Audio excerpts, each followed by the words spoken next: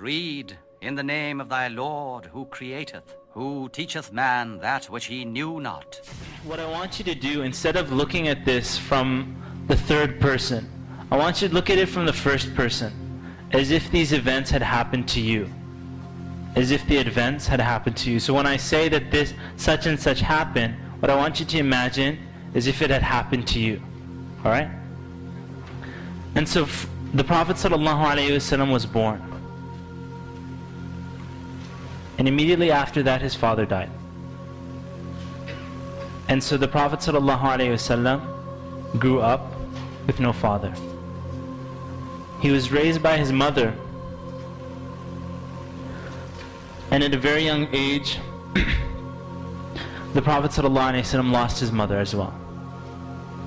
And so now, even in his infancy, when he's just in the age of around 6 years old, 7 years old, he's now going into the world with no mother and no father. And so his grandfather begins to take care of him and love him, Abdul Muttalib. And as Abdul Muttalib is taking care of him, Abdul Muttalib soon dies as well. And now he's lost his father, who he never knew. He's lost his mother, and he's lost his grandfather.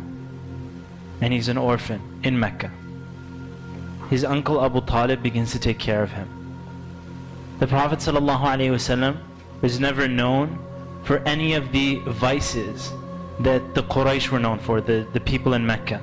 They would drink alcohol, or they would drink alcohol or bury their women or whatever it was that they were. The Prophet ﷺ had nothing to do with that. He was, as they knew him to be, the most trustful person in their entire society. As-Sadiq al-Amin. Not only that, but when Khadija radiallahu anha, who was a very successful businesswoman in Mecca, she would send out the caravans, she noticed that this was a man that was of the most trustworthy amongst all the men. And so she placed him in charge of her caravan that would go to Syria and come back. And so the Prophet ﷺ at that time hadn't received revelation. He was 25 years old. He took care of her caravan, and where everybody else was just going, making a profit and coming back with the Prophet, the Prophet ﷺ went to Syria, made a profit, and then bought items.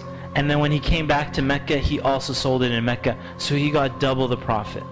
Khadija radiallahu anha asked her uncle to speak to Muhammad sallallahu alaihi wasallam about getting married.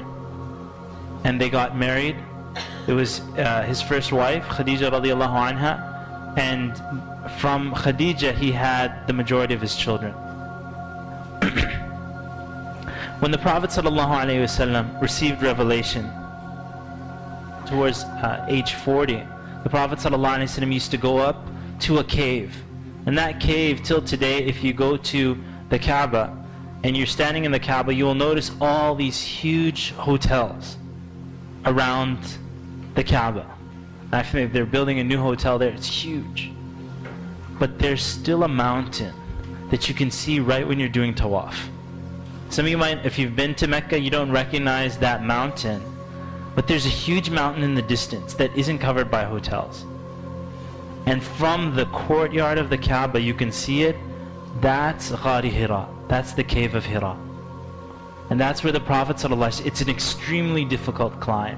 Right? If you're thinking, yeah, I want to go visit there, it's maybe an hour walk upwards. It's extremely high, bigger than those high hotels. The Prophet ﷺ used to go there and worship at Tahannuth. And you'll see this in Sahih Bukhari. It's one of the first hadiths. The Prophet ﷺ, he loved to go up into the cave of Hira and contemplate the situation that his people and humanity was in, and the vices that were happening, and so on. And on that mountain, the Prophet ﷺ, you can imagine the fear that comes to a person when you're just alone in a cave on the top of a mountain, and then a man appears. And then the man is telling him to read. And so the Prophet ﷺ said to him, he said, I can't read. And a lot of people forget this part about that story, and many of you are familiar with it. Jibreel alayhi salam, Angel Jibreel, he grabbed the Prophet ﷺ and he squeezed him. and he pressed him so hard.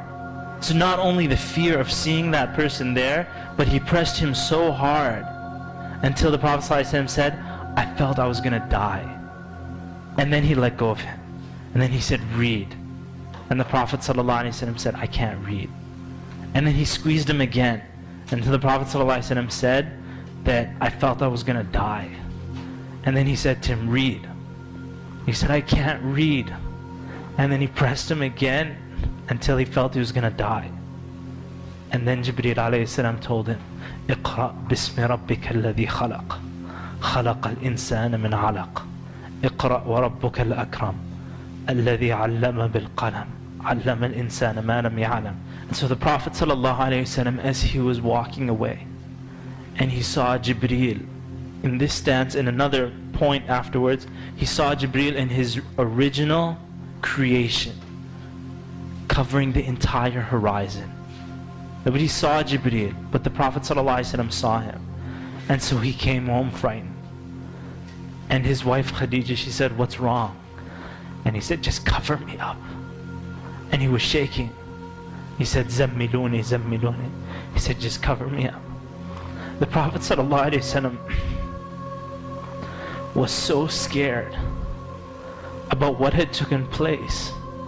And in fact, after that, Khadija radiallahu anha, you'll see in the seerah, she said, Allah would never do this to you. Allah would never disgrace you or humiliate you, because you fulfill the ties of kinship. You're good to the orphans. If anybody needs help, you're the one who helps them. You feed them, you take care of them, you will never be humiliated by Allah subhanahu wa ta'ala. And so the Prophet ﷺ, after that, revelation discontinued.